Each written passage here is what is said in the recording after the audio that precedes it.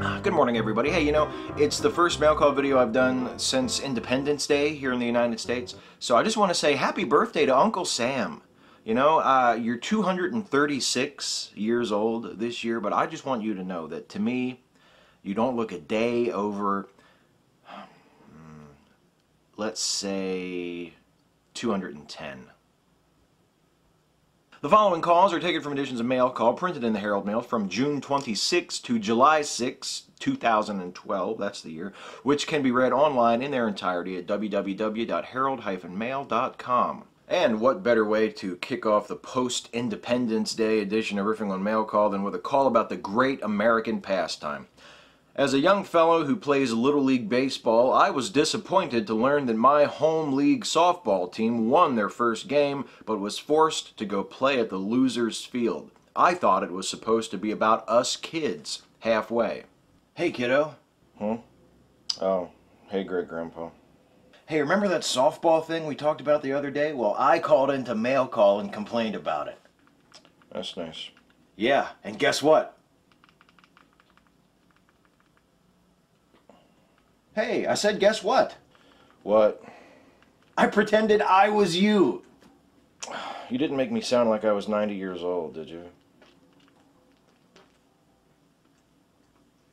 Can you get me a new phone? And scene.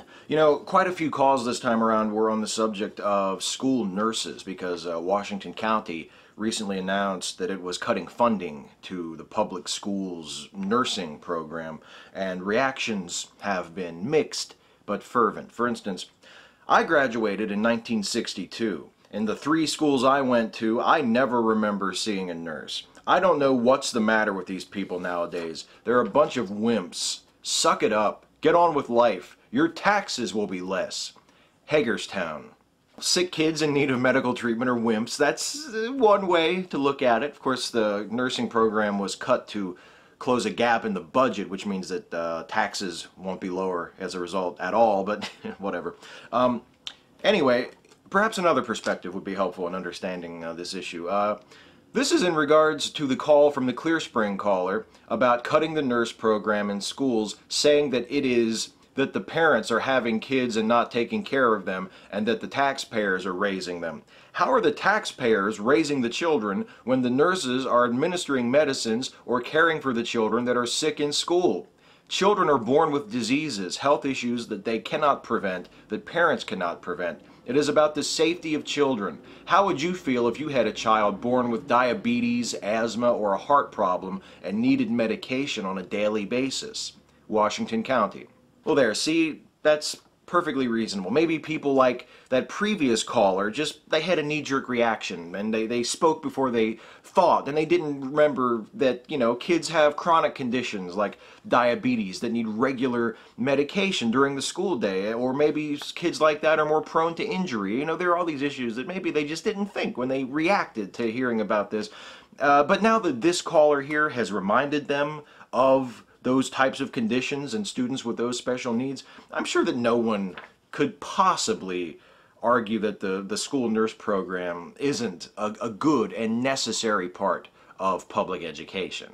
A mail caller wrote, "How would you feel if you had a child born with diabetes, asthma, or a heart problem and needed medication on a daily basis?" Well, I would take responsibility for my child. Make sure that they were receiving the inoculations or medication that they needed without asking other taxpayers. I would find someone who would go there and give the medicine. Washington County. Oh, fuck you, you prick. You would not.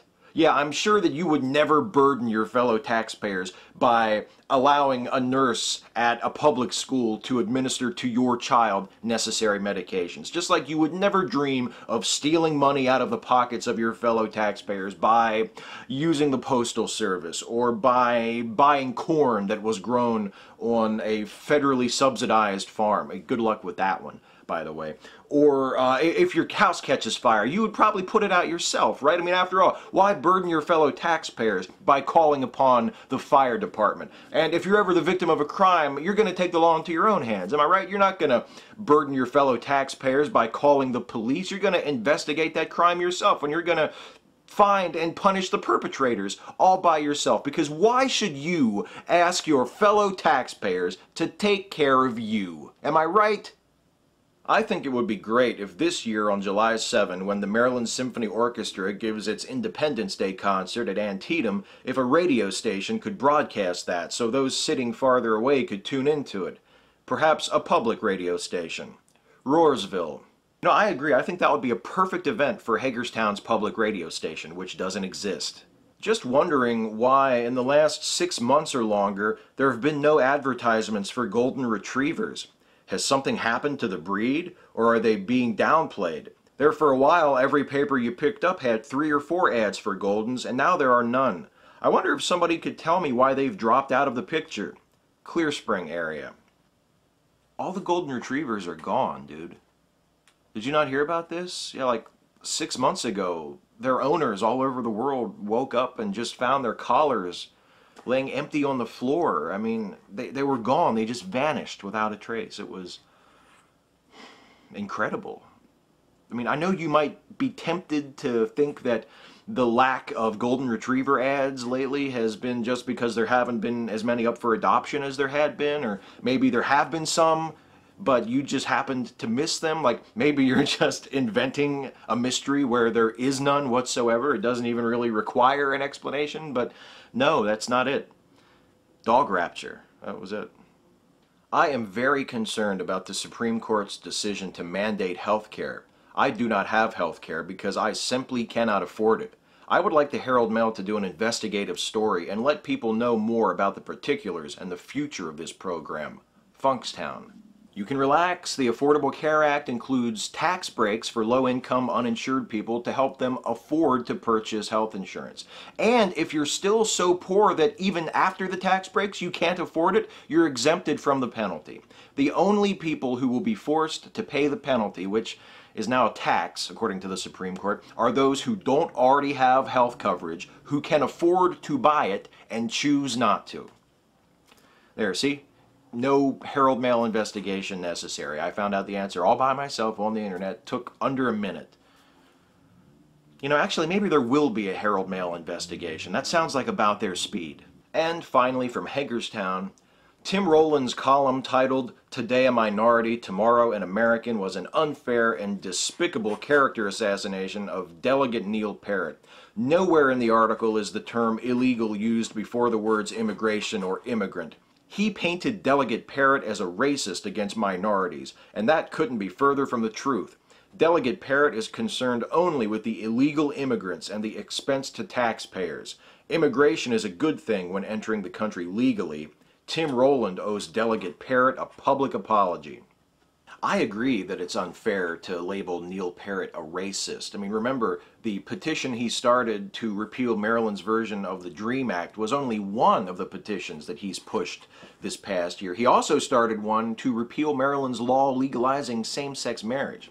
Since he doesn't feel that gay people should be treated equally under the law either, I think that bigot is a more appropriate label for Neil Parrott than racist. So, Tim Rowland, you do owe Neil Parrott an apology for failing to adequately describe the breadth of his ugly, small-minded prejudice, a prejudice which he wants the laws of our state to share. Oh, and Tim, if the day ever comes when you call Neil Parrott a bigot to his face, and Christ, I hope it does, before you part company, ask him if he still thinks we should forcibly tattoo AIDS patients before we give them their medicine. Thanks for watching. Fuck you, Neil.